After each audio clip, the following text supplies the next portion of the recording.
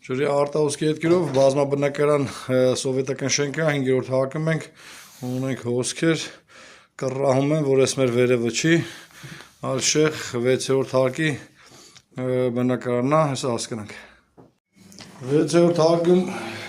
մասամբ ուսումնասիրությունները, այսինքն ուղղակի ջերմատեսիլով ու խոնավաչափով, առայժմ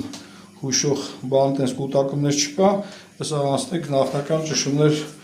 տալուն համակարգին ճշմախողովակների։ Դե ինչ տվյալ բնակարանում ճնշումները պահեց, այսինքն սառը տաք ջրի ծաղանքում չունեմ, ներքևից ինձ հուշում է, որ ամեն դեպքում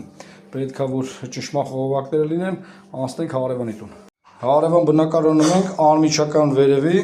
այսինքն ի սկզբանե ներքևի այդ ջրվող հարևանի տունը այս մասը իսպար բացակայում էր սան հանգույցը, պրոյեկտը շատ խառը պրոյեկտ է, տարբեր բնակարանում տարբեր տեղեր են շախտերը, մի խոսքով ստեղ ուսումնասիրությունները բերել է հանգեցել հետևյալին, այսինքն մեր մոտ լողախցիկի մեջ այնտեղ սենց հանգույց ունենք,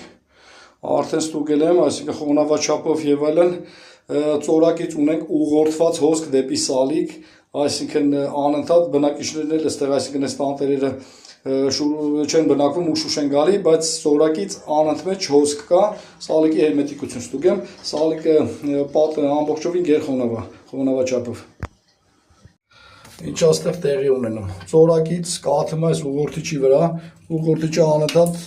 նստած այսինքն այդ սալիկի վրա, այստեղս ալյումինի պրոֆիլի հետևը բնականաբար հերմետիկ չի կարա լինի, ջուրը անընդհատ, այսպես ոսս մոտով նայենք, անընդհատ ինքը ուղղորդված սալիկի վրա է գալի, խոնավաչափով այս հատվածը գերխոնավ է, անգամ սալիկի գույներն է փոխել, այսինքն շատ շուտվա հոսք է սա, ստեղից էլ ուղղորդված ժամանակի ընթացքում իջով քաշել է ներքև։